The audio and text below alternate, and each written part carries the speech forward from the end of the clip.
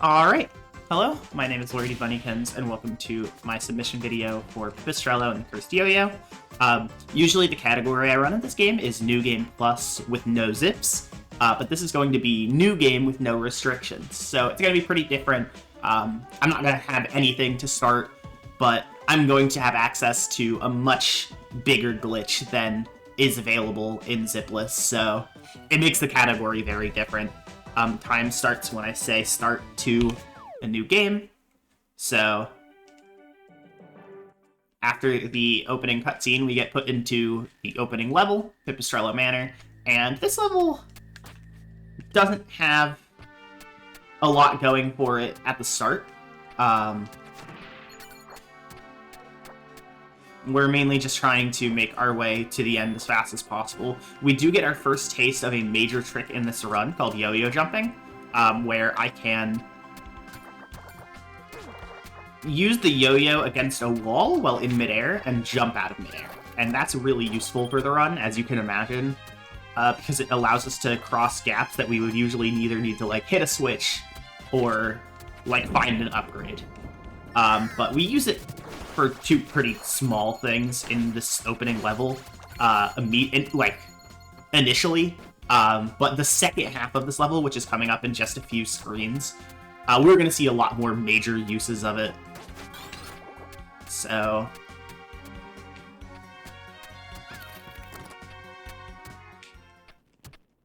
we're going to make our way into this key door, and we're going to have a long cutscene where Pippet's aunt gets her soul absorbed into a bunch of batteries, and he interrupts it with his yo-yo. So now she's possessing his yo-yo. That's why it's cursed. But we instantly use some yo-yo jumps in the abandoned tunnels here to both skip a fight, skip going around to where the fight would be, and then grabbing our first badge of the game, the Cheater's Teleport badge. The Cheater's badges, there are 6 of them in the game, and they're very hard to find usually, but they have very broken abilities. And the Teleport badge will synergize with an ability we're about to pick up, the Off-String Throw, which I need to just yo-yo jump across here, and we get it in this room. So now I can like throw the yo-yo off the string as a projectile. And what the Teleport badge does is it lets us... gonna take a death here. When you die in this game, you lose some of your money. At this point in the game, though, we really only lose $1, so I'm not upset about dying other than the time loss and failing this trick. But yeah, the off-string throw, it lets us use it as a projectile. Oh my goodness. There we go. It lets us use it as a projectile, and the teleport badge we have lets us teleport to the projectile, which, as you can imagine, allows a lot of, like, sequence breaks and, like, skips to happen. But we actually don't have the badge points yet to wear it, because it costs 5, and we only start the game with 3. So...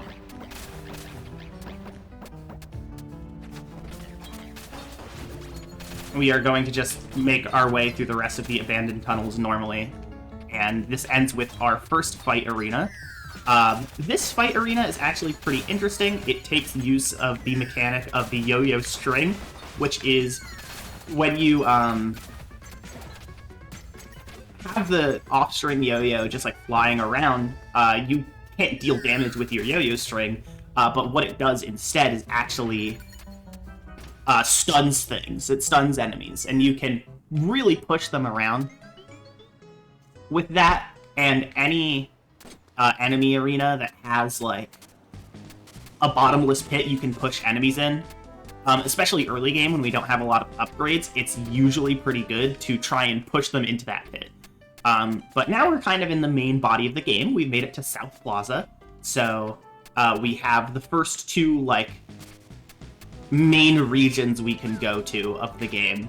But first, while we're in the hub world, we are going to get a burger as a side quest that gives us some money, and also talk to Cousin Pepita, who is one of the most vital parts of this run, because the way that upgrades work in this game are a little unique. You don't just buy upgrades normally. What happens is you take the upgrade and put yourself in debt, and until you pay off the debt, where once I'm in debt, half the money I collect goes to my debt instead of just like my own personal money. Until you pay that off, you have a downside that you have to deal with. And then once you pay it off, you just have the upgrade with no caveats. But you do get the upgrade while you're in debt. So it allows us to not have to have the money immediately to start taking upgrades. So the first order of business with the upgrade tree is to take BP upgrades until we have enough badge points to wear that teleport badge I mentioned. So I'm going to do that here. I'm going to pay off the debt, buy the taxi, and then return to the safe house from the menu. And then I'm going to take the next step in the upgrade tree. This game does have a tree. I have to collect upgrades from left to right, but there are like multiple paths I can take the upgrades from. But now we have the teleport badge equipped. We have 5 BP thanks to the upgrades. And we are going to see some pretty fun use of that. But real quick, I'm just going to collect some money in these sewers. And then we're going to go into the first major neighborhood, so like region of the game. And this is the North Plaza, so I'm normally supposed to have the 2 abilities from the dungeons in the South Plaza to get here, but thanks to yo-yo jumping, I was able to just not deal with that. This is the Faudelands neighborhood, and it has one of the more open structures, I'd say, in the run, because we have a pretty big skip that kind of just lets us get into the dungeon at any time. The normal structure of this game is that you would have to, like, in every area, you have to do some sort of side dungeon thing to get into the main dungeon. But there are certain skips for some of them, and for this one in particular, it's actually really easy. The teleport badge that I have teleports through cutscenes. So what I can do here is teleport through the cutscene that would usually stop me from entering Faudelands without the, like, entry pass. And now we are in our first dungeon. This is the Faudelands convention, and it has an upgrade that is really interesting. Because in zipless categories, I would say this upgrade is by far the most useless. We literally don't need to use it in the other category, New Game Plus zipless, for example. But in zips, it's the most useful upgrade, and you can probably imagine what it does if it's the most useful upgrade, or rather what glitch it enables. First, however, to get it, because of this dungeon's main gimmick of like these universal switches that go up and down, I have to do a trick there called a teleport warp, where I teleport as I'm transitioning onto a new screen, and it kind of messes with my positioning when I enter that screen. And messing with the positioning when you enter a screen is really important for zips. Here's the first zip of the run, just like that. The idea is that I use the UFO throw.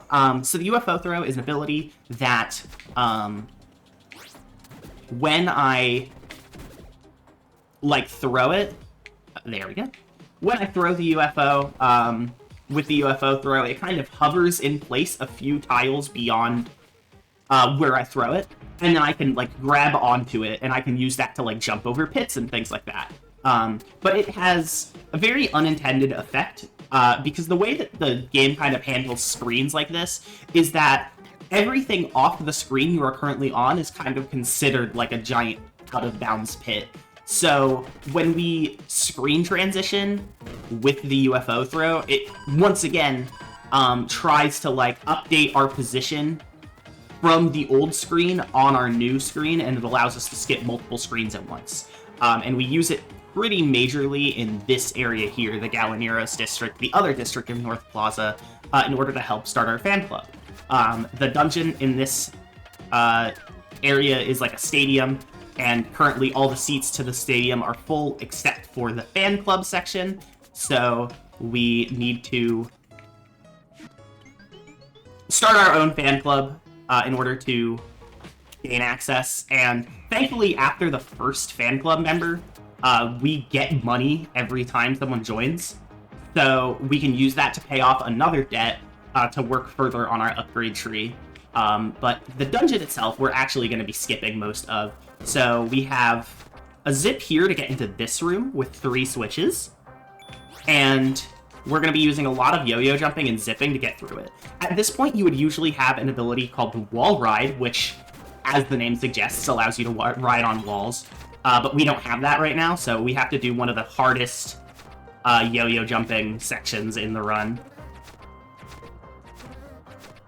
And I have to make my way back to that platform now.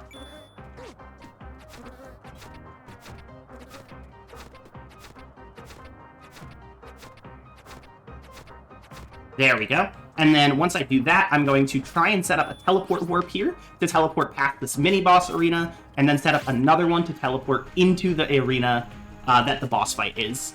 And that puts us into the first boss fight of the run. But this is kind of a gimmick boss fight. It's not a normal boss fight. This is Poultry FC, a, like, fake football team that is made by Carrara, the, like, energy leader of the Galeneros district. And he uses his, like, cybernetic team to, like, rig games in order to get rich off of people's sports bets. So we are going to defy the odds and win a game. The main trick here is that after the first point we score, and that's unfortunate, after the first point we score, Carrara puts up these light barriers on the field. And light barriers, if you try and throw an item or bring an item through them, they won't go through. So what I usually, what the main strat here is to throw your yo-yo with the teleport badge and then grab the football and then teleport. And unless you land directly on, like, on top of a light barrier, you can bring it through just fine. And that allows us to make it to the first Mega Battery. The Mega Battery being the big things we need to collect. You know, our aunt got hit by the big laser, and there are parts of her soul in these batteries powering them. So, with that done, we get our second upgrade cousin Pippo, in our safe house for finishing the first dungeon here. You can find both cousins on the map, but we don't need Pippo until right now, so we don't go, like, out of our way to go find him. Even though there's technically a point earlier in the run where we basically walk right next to him, we just don't need him yet, so we don't grab him there. But using the sports bet that we put in, since we won, we get paid off the entire debt that I just took after that boss fight, so we get a pretty good, just insta deal. And that allows us to get the last upgrade I wanted to pick up. The whole reason I was going through this upgrade tree was to get a upgrade where for -1 attack power, I get 2 more BP. So now I have 7 total. And that's going to help a lot with... That's going to help a lot with a certain badge setup that we're going to be working towards in this next area, the Retalia Town. I'm going to get the first of those 2 badges here by setting my 3 things on these switches in order to get the Cheater's Train badge, which is a cheater badge that just makes me move faster. You can already see the difference between it and standard movement. It is a lot, which makes it really good for runs. In this route, obviously, it's a bit more instrumental to get the, like, the zip items first, but this is still a pretty good item. And then we're going to do a zip chain to the other side of town. Now, because of that zip I just did, this is the dungeon right here. So I've already skipped the whole, like, pre-dungeon part, but there's still things I want on the other side of town. I also did a type of zip there called a short zip. You saw me kind of back away from the screen transition before grabbing onto the UFO. And that's because with a short zip, you can guarantee that you won't clip through a wall in a position where a standard zip might otherwise make you. And that's really good if you're trying to only zip, like, 1 or 2 screens. You're not actually trying to, like, go fully across the map. But we use that chain to get over to the police station, which is normally the side dungeon where you get, like, the key to the main dungeon. But we don't need that. We're just here to get that special ability to parry, And then on the side of town, we can also buy the Flurry attack, which is a charged move. So special abilities are used with the Y button, and they usually are some sort of like utility move, like the parry. While charge moves, you hold your attack button to charge and then release a powerful attack. Flurry is a really good attack. It just does a lot of short-range blows, and it has more damage per second than just standard swinging the yo-yo. So it's pretty good. But with that done, we are going to head into this arena. So we're in the Travoso's Motor Club. Earlier in the run, it's kind of easy to miss. I also didn't bring it up, but I talked to this biker dude and picked up a letter from them. And that letter gave me access to level 2 of the Travoso's Murder Club, the Savage Dome. And the reason why we're doing this, despite how out of the way it seems, is because the reward for this is a really good badge that's going to make fights in the second half of the run so much easier. Technically a little bit harder, but also so much easier. It'll make more sense when actually get it done and you see what the reward is. But for now, I just have to work on clearing the waves of enemies here. As you can see, kind of like I mentioned earlier, using the string of the yo-yo to push some of these harder to kill enemies just off the edge. These shield slimes can get kind of annoying, but this guy will just drive himself into the lava eventually. And then here, I want to be careful. I want to take out the other 2 enemies on the side here first, because I can just use the yo-yo string to stun all 3 of these guys and push them in. And at this point, we only have one more wave of enemies, this giant wave of dudes with not a lot of health, who will also back up, and sometimes they push themselves into lava, and it's funny.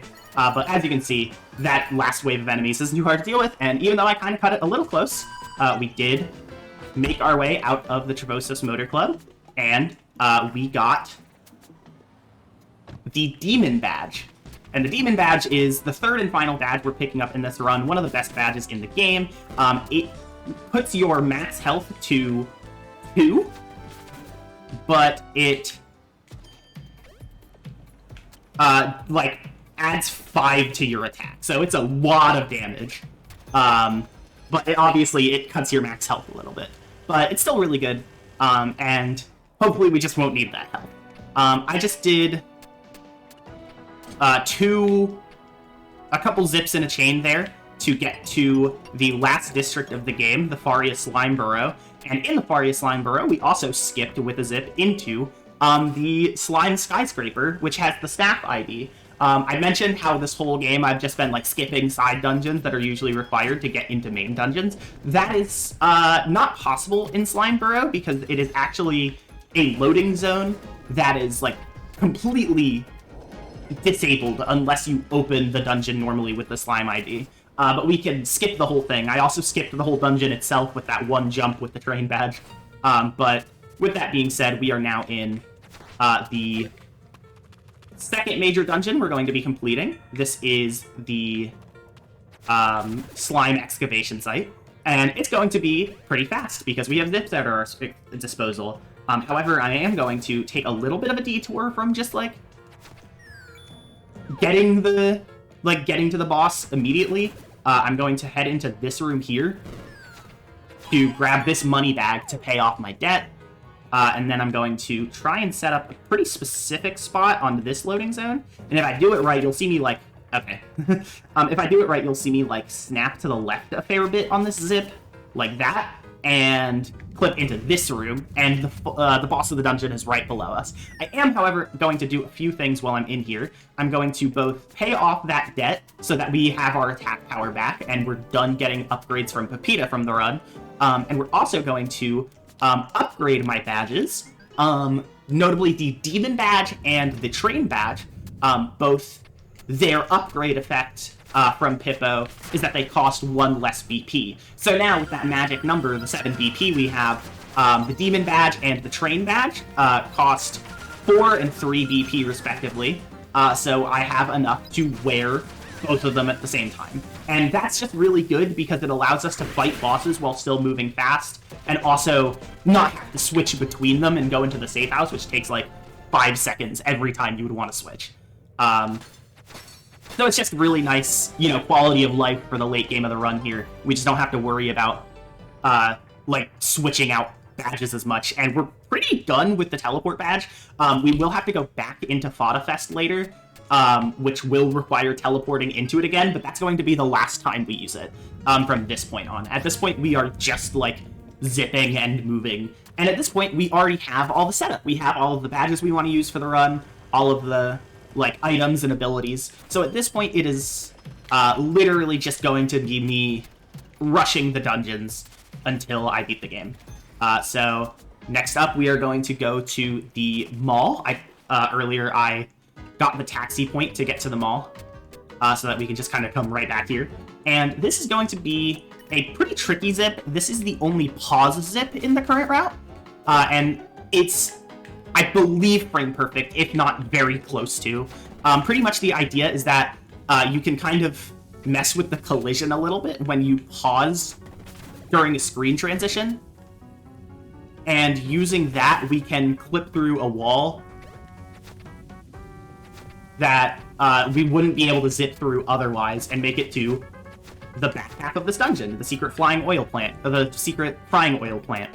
And yeah, as you can imagine, that is a really good skip. Usually in the mall, you have to go around the dungeon and collect 4 different keys from 4 different like flags of the mall, or sections, I guess. And it takes like 5 minutes at least, like done fast. So being able to skip it is really nice. We do have one kind of tricky yo-yo jump chain here in order to get to the boss fight, but I got it first try. And Don Moretti is not that bad. He likes to move around a lot and like jump around, which is kind of scary, but we deal a lot of damage. On top of the demon badge, some of the upgrades I picked up while like trying to get my way to that VP upgrade include not only a damage upgrade, but also an upgrade to our charge move damage in particular. So our flurry attack deals a lot more damage than standard, on top of the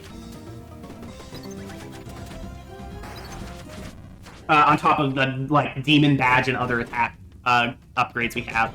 Don Moretti can get a little bit messy because again he likes to jump around a lot, and as you saw at the end, he just kind of didn't stop moving there, even though I wanted him to. But it's not a hard fight, I'd say. And before long, we have Mega Battery number 3.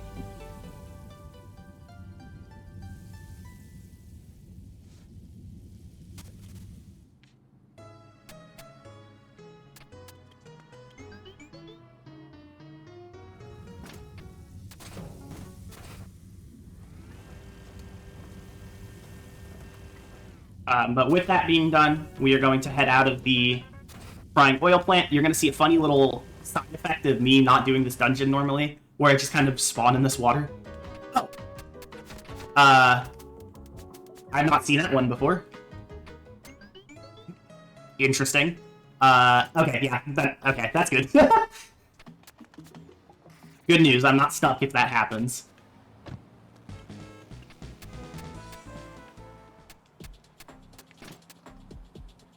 But with the last dungeon, we need to be actually getting to the boss in the Fada Fest convention, because I didn't do that earlier when I went here. I just went to get the UFO throw and then left. Okay, thank you. There we go. I'm going to use the teleport one last time, like I mentioned, to break into the dungeon with the teleport badge, and then we are going to go back to our train and demon setup. We are going to zip up here, and we are just going to go straight into the boss fight. So this is Lincoln. He is cosplaying a great hero, who you can probably guess. He's actually pretty annoying. He jumps around a lot, and has a lot of attacks that are kind of disruptive, including his grappling hook, which kind of moves him around the stage, and his sword, which, if he's charging the sword and you hit him, he parries you, and that knocks your yo-yo off the string, meaning you're not doing damage until you pick it back up. But then, in general, he kind of just jumps around a lot. You can kind of use the flurry to, like, use the hit stun from the repeated blows to, like, kind of keep him in place, like, stun him in place. but it's not always guaranteed that you'll get that. That was a really strong fight. That is maybe one of the best Lincoln fights I've ever had, if not, like, the best. But with that being said, we are now going to head to the final boss. We have all 4 Mega Batteries. So, it's time to go beat the game.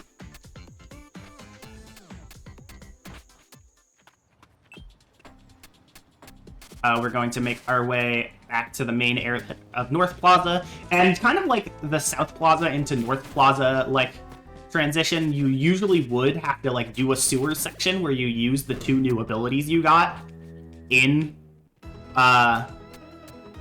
the sewers, but we can kind of skip that with that zip there. And then, speaking of skipping things with zips, we are going to skip pretty much the entirety of the return to the Pipistrello Manor, with 1 zip to get to this room, and then another zip straight into the final boss. This skips, like, a whole nother dungeon, pretty much, and just puts us right in the finale of the game. So, the fight against Madam's Wrath here, pretty much what happened is the cousins, Pippo and Pepita, rigged the Mega Batteries while we were off adventuring, in order to tamper with our aunt's soul to make her hate us extremely. And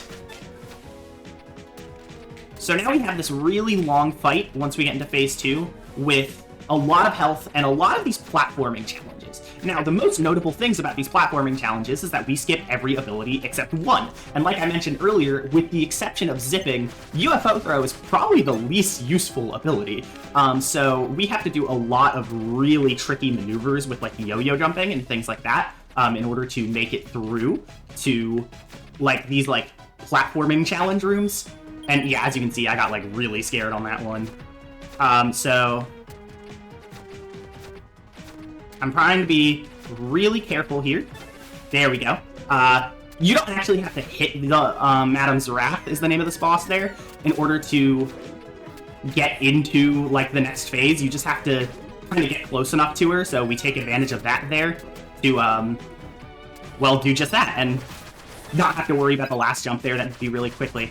Thankfully, there are 2 of those, like, phases I just did in this fight where I have to go around and hit all the Mega Batteries acting like a shield in order to, like, progress. And both of those cycles, actually, when you complete them, have a checkpoint. So I now have a checkpoint in this fight. I won't get sent back to the very beginning if I die. And after this platforming section, I'm going to get another one. Another one of those, like, shield phases that lead into a checkpoint. And from here, that will be the last platforming challenge of the run. I just kind of have to focus on a much more straightforward fight from here. I do have to worry about Mega Battery placements, and then she's going to start with this, like, melee attack that, she, like, swings the batteries around like a sword. Trying to play this fight really safe because I already messed up a little bit. But we're getting a really good attack here where she just kind of stands there as she sends the batteries at you. There we go.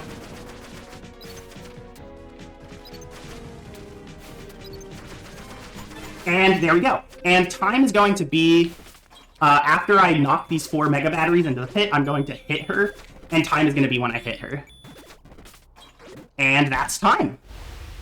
So that is Pipistrello and the Cursed Yo-Yo N8% with no restrictions. It's a very different flow from New Game Plus, with you having to, like, get all the upgrades on a much more rigid structure. But with zips, especially compared to New Game Plus zipless, it's 2 categories that are about the same length but are very different. And I really love that kind of variety in a single speed game, especially because I just love this game so much in general. I think this game is great, and I would love the chance to show it off anywhere I can. So thank you so much for watching, and I hope you have a great rest of your day.